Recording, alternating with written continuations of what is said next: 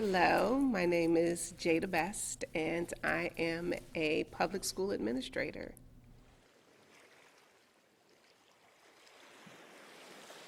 My name is Kevin Arrington. I am the Pandemic Safety Officer for the Martin Luther King Center. My name is Barbara Smith, and I'm a medical assistant for a doctor's office at Mill Creek Family Practice.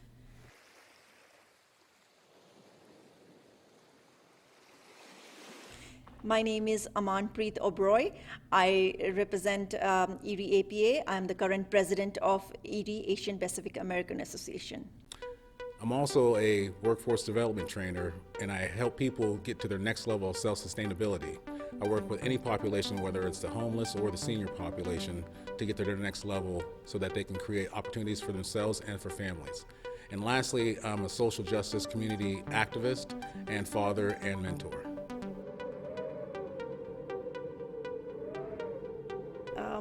So ERIE, Asian Pacific American Association, this was started some 16 years ago, and with the vision that we can exchange and showcase our culture to promote better understanding and better acceptance.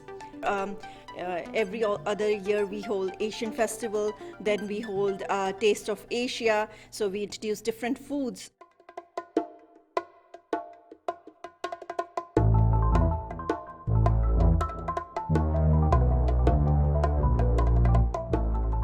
When COVID hit, I can remember the impact that it had on the school. We kept waiting to come back to school and waiting to come back to school.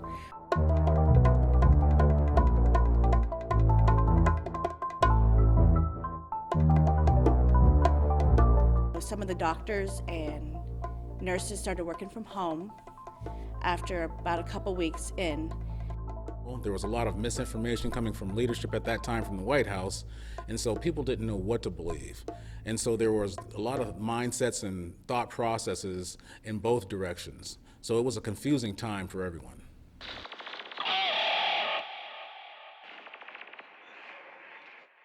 My daughter last year graduated from 8th grade and was looking forward to high school.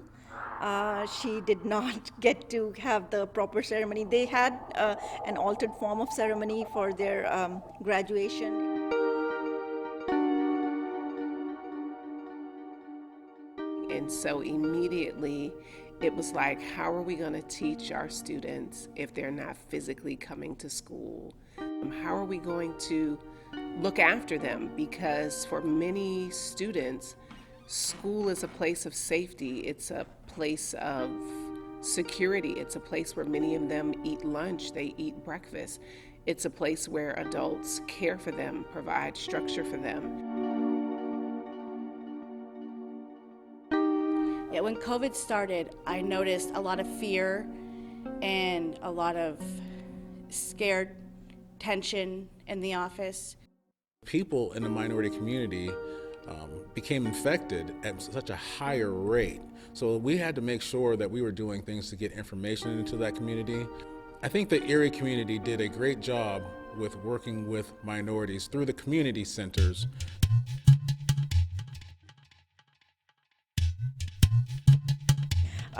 My husband, he's a vascular surgeon. Initially, when there was a lockdown, the volume decreased for the surgeons. So he would not even come directly from the door. He would go straight to the basement, and thankfully, we have a shower in the basement.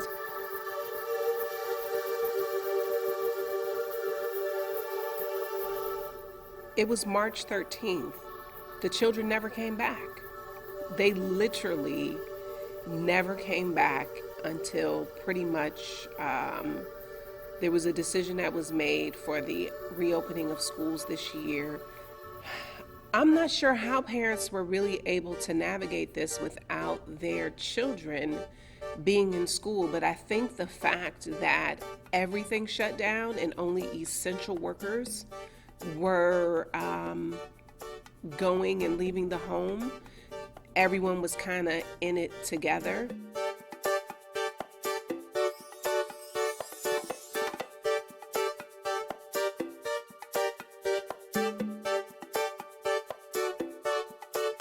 I noticed a lot of cabin fever. They're very irritable. They don't know what to do. They didn't know what it is. They're very moody. They're very tense and fearful.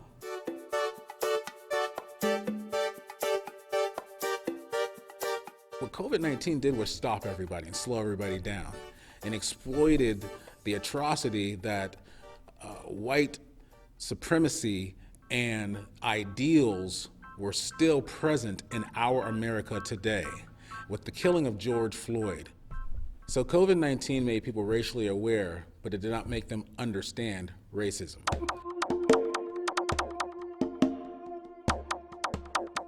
So yes, my community has suffered. The Asian businesses were really affected. It was shown to affect elderly population more and more. Definitely, we could see that elderly people were more scared. The population in which we serve, many of our families live in poverty. Many of them live with food insecurities, and many of them live in home situations that are not necessarily ideal. In our district, we're free and reduced lunch. That's everybody, so it's universal free and reduced lunch. So the district immediately identified and recognized that our kids need to get meals. As the pandemic went on and continued, they ended up creating food sites.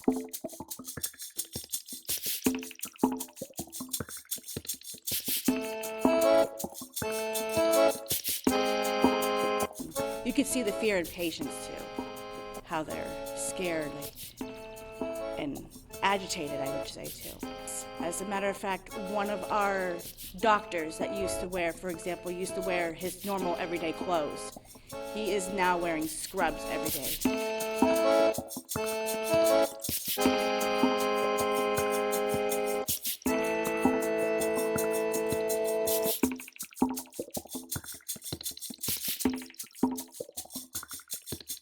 And I personally became depressed during COVID. And I started seeking counseling, and I became depressed because of the emotional baggage and the emotional weight, because I couldn't take it.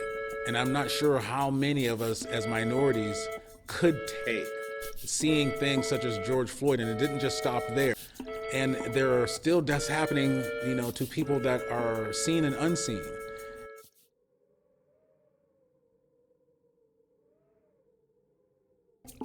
We as Asians, I feel, we grow up like that. In our culture, if you see something, I'm guilty of that. I used to tell my daughter, oh, ignore that. Just let it be. That's their problem. Don't make their problem your problem. You are fine. But now I have come to realize that's not the way. This is not the right thing to teach your kids. If you see something, say something. Definitely. You definitely need to come forward and be confident in saying that.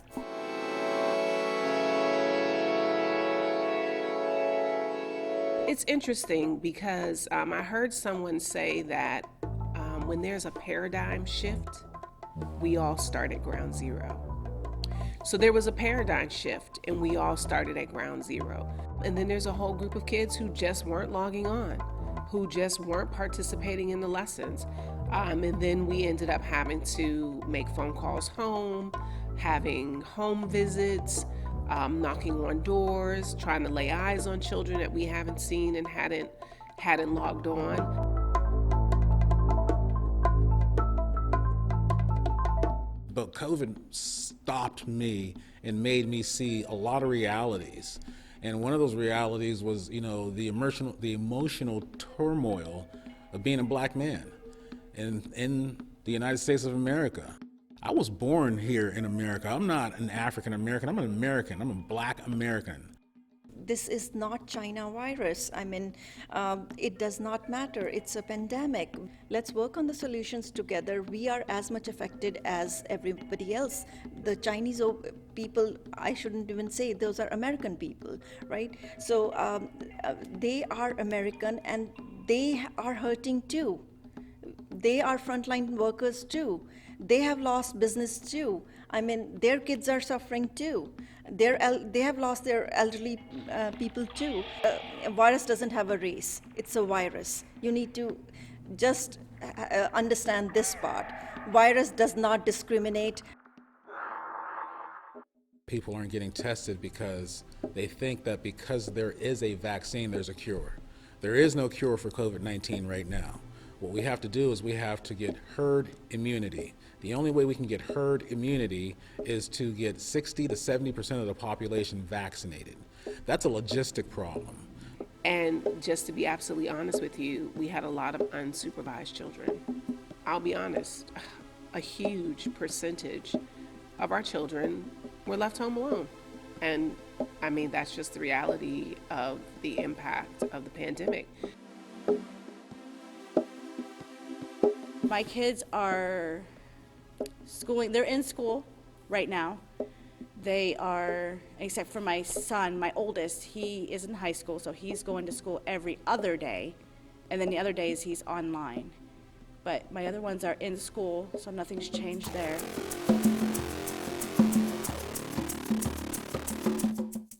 I think all of us have known someone affected by COVID-19, whether directly or indirectly.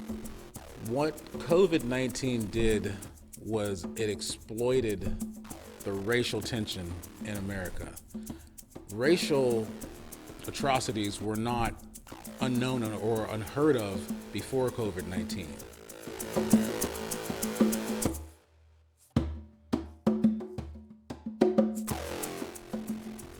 I say you should wear a mask. It's not a hoax. I had it myself a few months back.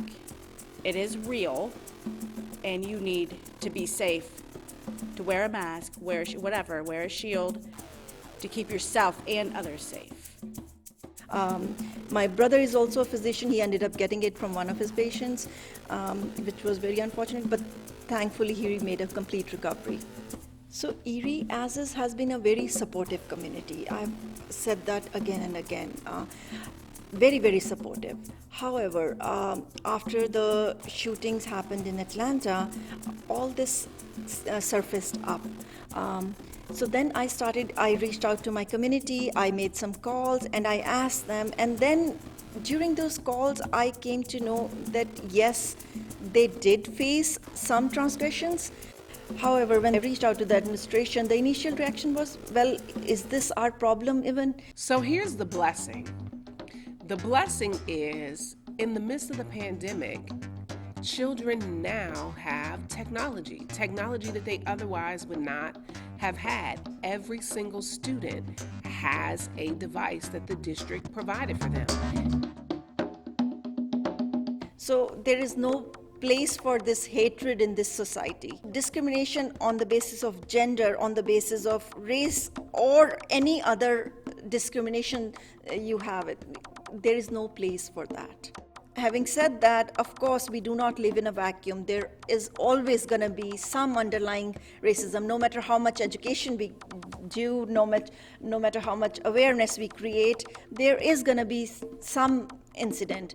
The pandemic hasn't really changed me at all. I haven't really changed my lifestyle. Yes, definitely cannot stress it enough. There is absolutely no place in a rational society for these kind of irrational thoughts and ideas. The next course of action is for us to have honest conversations. All of these movements, Black Lives Matter, the election, the political tension, our divided nation, it's up to us as people to move forward and to change the tide of America to where we want to be today and tomorrow. So with that said, be honest with yourselves, have an honest conversation with yourself, and see if you want to be a part of the change that needs to happen.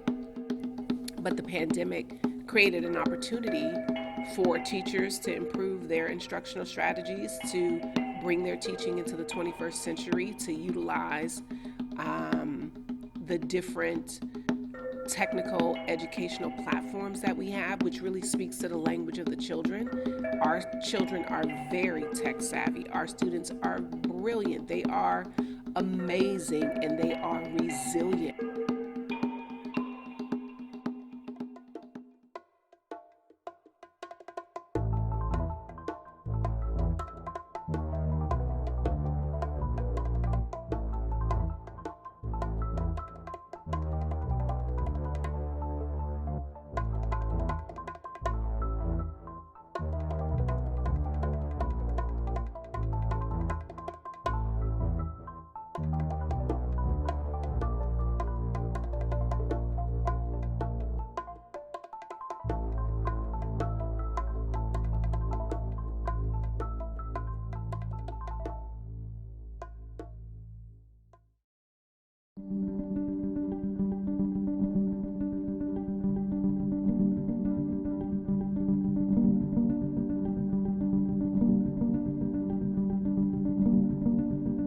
The quiet has a way to amplify the inner noise of thoughts and the human social issues we face.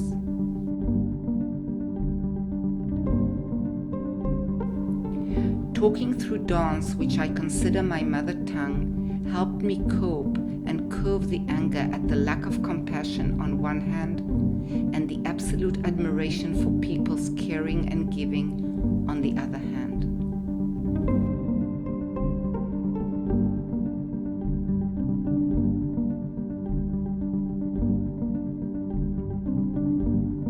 So I found myself alone every day in the studio, responding through choreography to what I never imagined I would experience.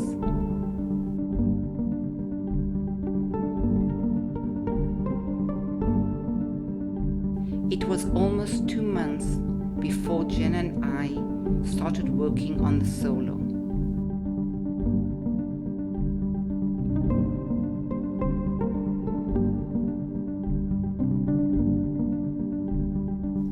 Erie, with its outdoor beauty, created a space of solace.